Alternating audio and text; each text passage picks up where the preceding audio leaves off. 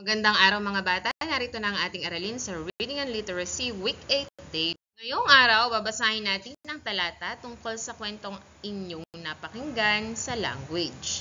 Makinig kayo ng maigi dahil pag-uusapan natin ang mga halagang detalye na nabanggit. Ngayon, basahin ang mga salita at sabihin ang paunang tunog nito. Pantigin ang mga salita. Masunurin. So, pag sinabi nating masunurin, ito ay isang taong madaling sumunod o tumalima sa mga utos, payo o patakaran. Karaniwan, ang isang masunuring tao ay may respeto sa mga alituntunin at sa mga taong nagbibigay ng gabay o instruksyon. O, masunurin. Halimbawa, si Ana ay masunurin na bata kaya lagi natutuwa sa kanya ang kanyang magulang at guro. O, pag sinabi naman nating takdang aralin, ito yung assignment. Ang takdang aralin ginagawa sa bahay. Okay? So, halimbawa, tapos na ang klase, meron sinabi ang guro na takdang aralin, sa bahay niyo yun gagawin. So, ito ay mga gawain o araling ibinibigay ng guro na kailangang tapusin ng mag-aaral sa kanilang sariling oras, kadalasan sa bahay. O, halimbawa, takdang aralin, maagang natapos ni Marco ang kanyang takdang aralin upang makapaghanda siya para sa pagsusulit kinabukasan. Sumusunod. O, pag sinabi natin sumusunod, paggawa, alinsunod sa isang utos, payo, patakaran o gabay. Ibig sabihin nito ay tumalima o sumunod o magsagawa ng aksyon ayon sa itinakdang mga alituntunin. Halimbawa, si Leo ay palaging sumusunod sa mga alituntunin ng kanilang paaralan kaya siya ay ginagalang ng kanyang mga kaklase at guro. Kinagigiliwan. Pag sinabing kinagigiliwan, tumutukoy sa isang tao, bagay o gawain na lubos na nagugustuhan, nagpapasaya o nagbibigay lugod sa isang tao. Halimbawa, ang kinagigiliwan ni Lisa ang pagbabasa ng mga aklat, kaya't halos araw-araw siyang nasa silid aklatan. Yan, okay. So ngayon mga bata, si Maya ang batang masunurin. Shared reading tayo. Si Maya ay isang batang masunurin. Kapag inuutusan siya ng kanyang nanay, sumusunod siya. Kapag pinaliligpit ang kanyang kama, sumusunod siya. Kapag pinaliligo siya, sumusunod siya. Kapag pinakakain siya, sumusunod siya. Kapag nagpapatulong si nanay na magligpit ng bahay, sumusunod siya. Masunurin din si Maya sa kanyang guro. Kapag pinapagawa ang takdang aralin, sumusunod siya. Kinagigiliwan si Maya ng kanyang pamilya at guro dahil siya ay batang masunurin. Ngayon, nais kong sagutin ninyo ang mga tanong. Ano-ano ang mga inuutos kay Maya na kanyang sinusunod? Okay, diyan. Pagka si Maya ay pinapaligo, inuutosang magligpit, inuutosan ng kanyang guro, sumusunod siya. No, maraming bagay ang ginagawa si Ana. Kaya si Maya ay isang masunuring bata.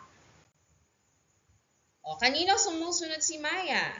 O, sumusunod siya sa kanyang magulang at guro.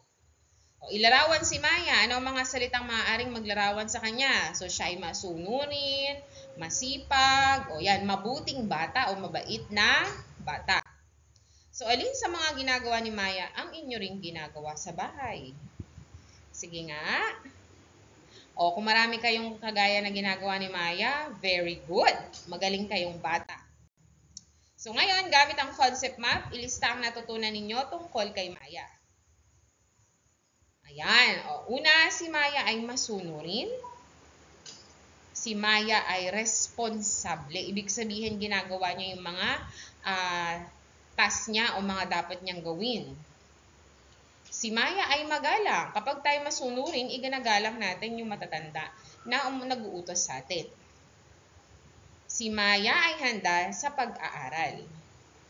At si Maya ay mapagkalinga at matulungin. So, ulitin natin, masunurin. Si Maya ay palaging tumatalima sa mga utos ng kanyang ina at guro. Halimbawa, agad siyang nagising nang siya ay gisingin at tumutulong sa mga gawaing bahay kapag inaasahan siya. Responsable. May disiplina si Maya sa kanyang sarili.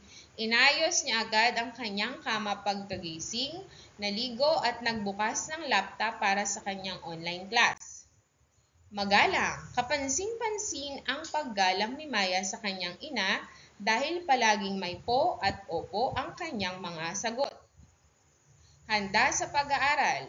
Kilala si Maya ng guro bilang isang estudyanteng laging handa sa talakayan at mabilis na gumagawa ng takdang aralin pagkatapos ng klase. Mapagkalinga at matulungin. Nang kailangan ng ina ni Maya ng tulong sa pagliligpit ng mga damit dahil sa paparating na ulan, agad siyang tumulong kahit na may ibang gawain siya. So, ang natutunan nyo ngayong araw ay tungkol sa pagiging masunurin. Ang isang paraan upang magtala ng ideya tungkol sa isang paksa ay sa pamamagitan ng concept map, kagaya ng ginawa natin kanina.